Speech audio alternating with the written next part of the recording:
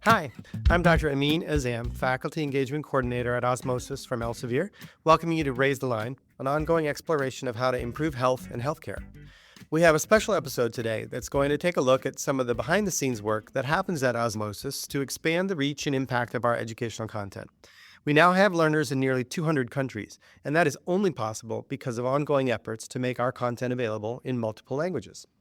We're going to focus on one of these efforts today, which involved translating over 100 Osmosis videos into Arabic to investigate whether that increases student engagement and comprehension and improves educational equity. I've been pleased to play an oversight role in this research project over the past year, and I'm happy to be joined now by two other members of the team that played key roles.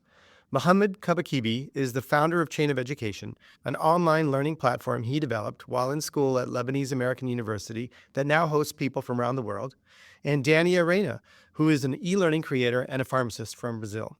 Thanks so much for joining me today. Thank you, Dr. Amin. My pleasure. Thank you so much. So, Mohammad, why don't we start by getting the backstory of how this project came to be and the nature of the collaboration between Osmosis and Chain of Education. Great. Thank you so much, Dr. Azzam, for this introduction. Actually, this project started like almost a year ago, and the way that I think about it starting was the fact that each one of us had like a piece of a puzzle. So I had a piece of a puzzle whereby I was thinking like, why don't we have like an Arabic version of Osmosis? While I learned about your efforts, in reducing barriers in healthcare education. And I like to think that Chef Gaglani was basically the person who connected us with one another. And I feel that our efforts were united since then. And we have been doing this amazing work in reducing barriers in healthcare that translated into multiple other opportunities in addition to the captioning projects that we have been doing. Dania, can you expand on what Mohammad has shared on how this project came to be? Yeah, well, during pandemics, I was doing my research on e-learning and how e-learning was being offered to people at that time. So that's when I actually knew Osmosis. As an e-learning creator, often we have to create subtitles to our video lessons to our clients, stakeholders, etc. And when I saw that Osmosis had an amazing platform, amazing videos, amazing video lessons, and there was still not subtitles in Portuguese, even in Arabic, and we didn't see that. I saw an opportunity for them to expand, and I wanted to be part of it. Then I sent an email to Shiv, just like Muhammad got in touch with him. I sent him an email talking about my background, talking about the opportunities that Osmosis could have doing this type of work on subtitling. And that's when I fortunately met you. Thanks. Yeah, it's been great having you on the team as well. So, Mohammad, can you talk us through a little bit more some of the details of how this actually works? We've got this Osmosis YouTube video channel, got millions of subscribers to that. All the videos are in English. And you've got this team of volunteers who want to caption it into Arabic. How does that work? So the way it works is very simply through having those brilliant people. So we have a lot of volunteers who are either healthcare professionals or healthcare students. And, the way we tend to make that happen is that first, we always tend to call for newcomers. And whenever we do that, we look into having people who can actually speak three languages, which are basically English, Arabic, and healthcare, and who are able to actually read and caption in those three languages. Once we formulated this brilliant team, we were able to develop a multi-collaboration between Osmosis from Elsevier, Chain of Education, and Amara, which is a captioning platform whereby our teammates tend to do their joyful impact in reducing barriers through doing those captioning. How do you decide which videos to prioritize for the captioning? Yeah, so basically we went through all the Osmosis from Elsevier videos. We created a Google Sheet containing more than 1,000 video.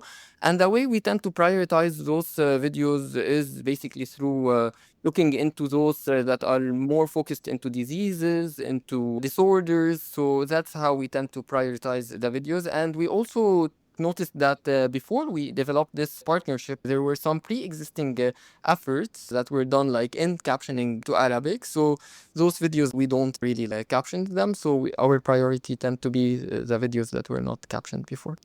Got it. Thanks. Dania, this question is for you. Mohammed has hinted that we need people who are trilingual, English, Arabic, and the language of healthcare. But why can't we just use AI for this kind of work? When I started to give the entire course to my clients, and when I say my clients, I'm saying about the healthcare industry, I saw that when they wanted to subtitle, the content was coming back to me instead of going to a media producer that could subtitle. And I was wondering, oh, in the beginning, I never subtitled. What should I do? And what I noticed is that they wanted someone to be a healthcare professional because the jargons and the slangs in healthcare, it's only in healthcare, you know. And if you try to use AI and you use words like over the counter, loading dose, AI still don't know what that means. And when it becomes translating something funny, when the professional is watching the video and has to talk to their patient, what kind of language they were going to use. Like, it's going to be very confusing for them if they watch something translated um, incorrectly and try to communicate. This is like a barrier for them to have a conversation with the patient because they themselves don't feel confident about the translation. When I saw this was coming back to me, I said, okay, this is an opportunity for us in healthcare field to step up and say, no, this belongs to us. Yes, this is like our field or area, and we should take control because this is very serious. It's not just a translation, you know, it's much more than that. And something that I want to add is since I started to subtitle, in the beginning, I saw just another task of most of the tasks that I do to create e learning. And what I saw is that I was studying. At the same time, I was doing subtitle and captions. I had to watch the video, I had to hear the video, I had to translate the video. And I saw, oh my God, I know so much about psychiatry, about cardiology right now, just because I had to subtitle. You repeatedly get in touch with the video.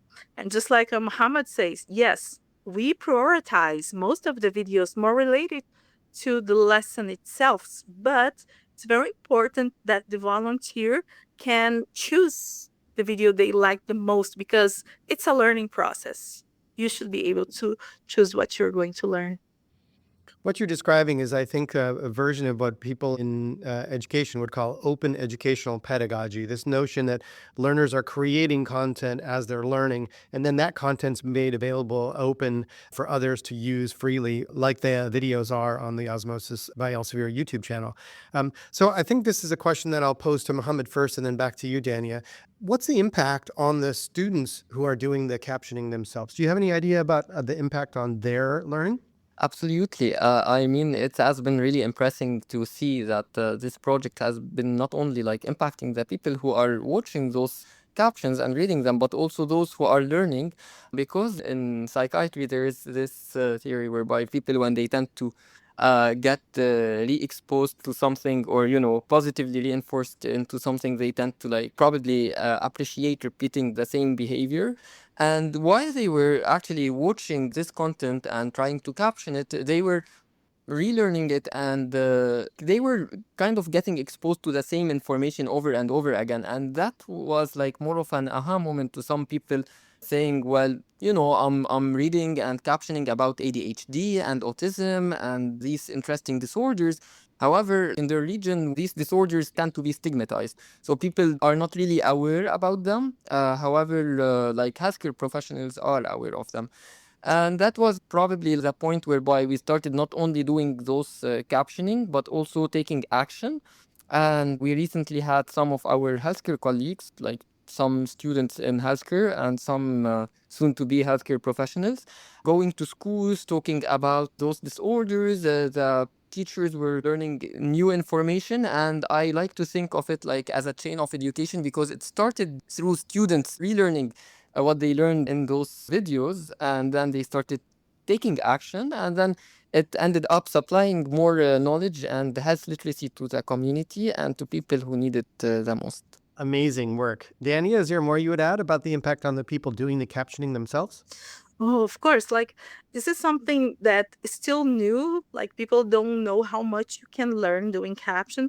Even when they are syncing the videos, like the speech with the video, how many times I saw myself like watching and having to do a critical analysis about what I was seeing at that moment. It's vividly like if I close my eyes right now, I can remember the scene, the osmosis draw of the heart. Cannot forget about when I was translating one thing and there was a word like a licking. And sometimes when we are using licking in Portuguese, depending on the context, the licking of the blood can be out of the body or can be a licking from a vase to any other part of it.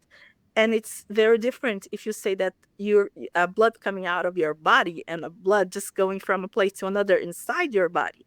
And the AI wasn't able to know the difference. And that was like a huge example of how much we need healthcare providers to be involved with that.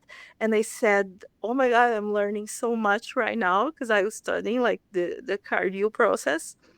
And I think one of the things I love the most is to go on YouTube, open an osmosis video, activate the subtitle on Portuguese, and say, oh my God, I'm the author. I love it. It's a legacy, right? Yeah, it's fulfilling to feel like you're making a difference and other people are reading your work and making hopefully a healthy impact on the viewers of the videos. That leads to the next question. Do either of you know anything at all about the impact on the viewers of the videos, and how are we going about assessing that? Mohammed? Yeah, that's a great point whereby we started actually working together in research. So we connected together, Dr. Azzam again, and while it has been really delightful to have you as the mentor for this research project, we also like ended up having other colleagues being part of this research project whereby we have two amazing students. We have Perla Nafa, who's in her like final year of pre-med at the Lebanese American University, and Yassine Jazi, who is an MPH student at AUB, and they are also contributing to doing this research work, whereby we have been assessing the impact of those subtitling on the healthcare students. And so far, we have basically submitted to two conferences at the Bay Area. One was the UCSF Education Showcase Conference, and the other was ATXPO.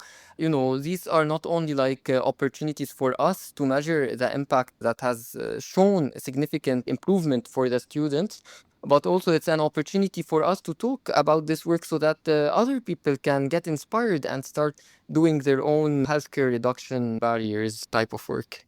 I appreciate the work that you're doing. Scholarship in med ed or health professions education is essential. So that way we can demonstrate how and what we're doing and the impact on the learning that the students actually are doing. Danny, is there more you want to add about the scholarship piece? Yeah, we are now focusing on recruiting more volunteers for this work. We hope we have more people involved and knowing the importance of it. And of course, we want to take this research to the viewers. But it's also important to say that for me, like my expectations are huge because when we are talking about the patient-centered approach, we cannot talk about that without talking about communication. And that's what subtitling is, to improve communication. Yeah, and we hope to have a lot of great results with it. You've hinted that you are doing some of the captioning into Brazilian Portuguese. Are there other languages that we have and hope to expand this project into in the future? Danny, you first and then Mohammed. For sure, right now we are working on Arabic, French, and Portuguese. We can go for this trial right now to see how the project will evolve. And for sure, we hope to get for more language also. Mohammed? Yeah, absolutely. We are kind of launching a French captioning project, as Dania hinted. And in addition to that, if we are to see additional opportunities to do that, like we'd be more than happy to start expanding this fingerprint in reducing barriers. I want to focus on the two of you now and what you've gained from this experience. First, Dania, tell me why you decide to dedicate your time to this project. As an educator, um, I always saw myself like working with people, to people. And since I already have this experience with subtitle, I know that it's kind of my job, like as a healthcare provider, to help to spread the world. We need us as healthcare to be together. I know it sounds cliche, but we always need to reaffirm this community sense that we are losing and building, rebuilding over and over again. But this is something that I know that we repeatedly have to do, and we won't stop doing like forever. Well, as a fellow educator, I totally agree with you about sort of the sort of responsibility to educate others in the health professions community and, of course, patients. Mohammed, what would you say about why you dedicate your time to this project? Yeah, thank you. I would like echo what you and Danya just said, and I'd also like add to that the fact that whenever you see that there are plenty of people using osmosis, and then you think like about the students who don't really have the opportunity to understand those videos in English. I think I feel like kind of attached to reducing barriers when it comes to healthcare education, and that's why. I feel very excited to continuously like plant opportunities within that scope, and that's one of the ways that I'm excited. I'm curious what lessons you've learned in this process that could be carried forward to similar efforts. Let's start with you, Mohammed. So actually, I learned interesting insights while doing this captioning project because I started like spotting more problems and more challenges among students, particularly in the Arab region, and this also eventually started turning into other interventions that I have been also taking part of. And thanks to being equipped with a lot of people who are in healthcare in the MENA region, I started noticing that, for example, a lot of students tend to have some challenges when it comes to learning how to do research in their language, and they'd like to learn it to understand how to do it in English. However, they need this person who can like teach them that in Arabic and English, and that was like a challenge that I spotted while communicating with other colleagues who were doing this kind of captioning project. And that's how we are also like as chain of education starting another intervention within research whereby we are teaching people like particularly underrepresented people and Arab people how to do research through three languages: Arabic, English, and healthcare. So that has been another opportunity that was shaped by the learning opportunities that we got through this amazing project. Fantastic work. Dania, this one for you. Same question. I know that you've learned some lessons that you would carry forward to similar efforts. And most specifically, I know you've been involved in designing an online course to teach the captioners how to caption effectively. What would you say are lessons you've learned that you could carry forward to other projects? Well, watching people involved in this project and myself also, I see that people still struggle to have like consistency, and there's something that people needs to incorporate in the daily life. Once you decide, before you go to grad school, once you decide to be a healthcare professional, doctor, or any other profession, you have to realize that you're going to be a student for the rest of your life. People are struggling to incorporate lifelong learning to their lives. You will never stop being a student. So that when we separate like professionals and students, oh no, I just say like students with a diploma and students without a diploma, because you are going to be a student for the rest of your life. And people think that once you graduate, like you have to study less. And it's no, you need to study more. You need to update more. I'm sorry, like even to say that. I know that this is not a marketing or anything, but Osmosis videos, they are perfect for that. And that's why I reach Osmosis. You can use it to study for your test or essay, or you can just use just for updates. So if you don't have time, there are 5 minutes video that you can just watch, update, and especially if you can do this in your own language, that's a plus, right? So I think like people need more platforms like Osmosis, or even like Osmosis, to reach more people, so they will understand that lifelong learning, it's a part of your daily life, of your routine, if you really care about your patients, for sure. Couldn't have said it better, Dania. Amazing. Completely agreed. So it's great that we have 50 volunteers or so for the Arabic language, and it sounds like we're beginning some French captioning as well. How do we recruit volunteers, and what do they get out of, other than learning, out of doing this? Mohammed? So the way we recruit volunteers is through us announcing at the Chain of Education and at Osmosis about it. And whenever there are healthcare professionals or healthcare students who know how to speak English, Arabic, and healthcare competently, they are more than welcome to join the team. And whenever they do their volunteering efforts, a way to like acknowledge and appreciate their work is through giving them 2 weeks of Osmosis Prime that like we hope that it's beneficial to their learning. Dania, Mohammed suggested that it has to be healthcare professionals or students to ensure accuracy. Do we do any kind of checking of the accuracy of the captioning? Actually, we have to teach them how to do it, and that's what we are doing now. That's what this best practice manual work course is, its purpose right now. Like, this is a volunteer work. When you join, the most important thing is to know the language, and to understand that translation, it won't be like literally. And once you start, like, we introduce the person to the platform, it's all an experience. Sometimes people like it, sometimes no. No commitment. You won't like be attached to the program or not. It's just like an experience. So we have patience. We teach how to use it. It's very easy, intuitive.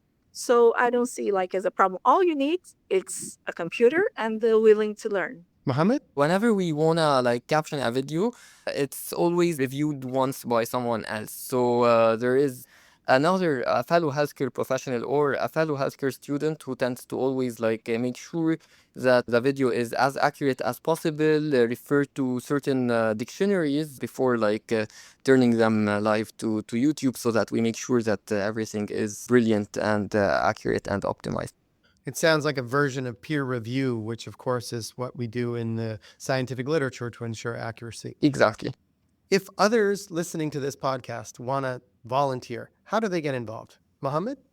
Yeah, they are more than welcome to write us an email at chainofeducation@gmail.com, and they would like just need to express their interest in this project, share what languages they are competent in, and their current educational background, be it in healthcare or if they graduated from a healthcare related school, and then we'll be like as rapid as possible in having them potentially on board. So we tend to basically reply within 24 to 48 hours to ensure we can like reduce these barriers as soon as possible. As we begin to wrap up, I'm curious if this project creates some sort of legacy for each of you. Mohammed? Yeah, of course. So this project, as I said, like turned me into looking into interesting challenges that are eventually helping me like spot those challenges so that we can turn them into opportunities. And I believe like one of the legacies that this project will carry like through me will be basically my continuous mission in reducing barriers when it comes to healthcare and education. For now, the other interventions have been the chain of education research course and the ADHD mental health intervention. However, I'm pretty sure that we'll also have more and more extra opportunities that will be turning out after this project, and especially after spotting more and more challenges so that we can take action and proceed. Dania, do you think this project creates some kind of legacy for you? Of course, besides all the videos that I'm captioning, the connections that I'm doing, my colleagues, the ones that I'm building, the community of what we are building, for sure, this is a great legacy. And if you don't mind, I would like to say that Dr. Amin, you're an inspiration for all of us. We see like our projects, sometimes they succeed, sometimes they not, but you're always there, like consistent and encouraging us to keep on going with it. And like in the beginning, we had one volunteer, two, Now we have more than 50 volunteers. This is huge. And this only happens because we are consistent and we are building this for us and to leave for other healthcare professionals to keep up with it, hopefully.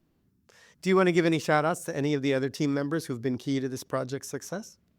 Yeah, for sure. Now that we are starting to build a course that will be like most related to subtitling best practices, Alfred and Caroline from Osmosis are helping us a lot with this project, and hopefully we get something done very soon. Also, Andres and Imani that's starting the French team right now. They are really excited with it, with the project.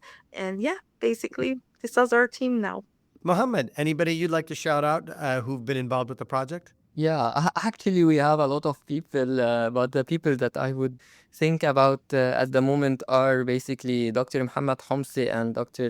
Dean Al-Mahali, who has been like really instrumental in terms of helping the administrative aspect of the project. Because as we grow and as we have more and more people excited about this project, we always need people to help us in the process and the administration.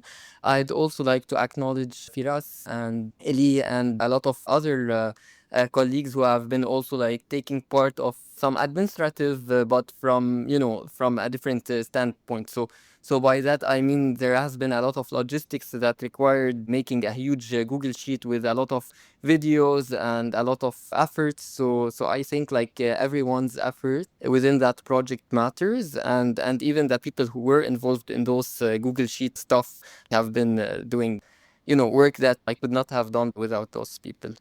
And I would be remiss if I didn't actually shout out both of you for your involvement and your leadership in this project. It does take a village to sort of design and improve high quality videos that we already have into other languages. And without your leadership, this project wouldn't have expanded as far as it has now to multiple languages, multiple volunteers. So I really want to appreciate and acknowledge both of you as well. Thank you very much, Mohammed and Dania, for being with us today. Thank you, Dr. Amin. My pleasure. Thank you so much. I'm Dr. Amin Azzam. Thanks for checking out today's show. Remember to do your part to raise the line and strengthen the healthcare system. We're all in this together.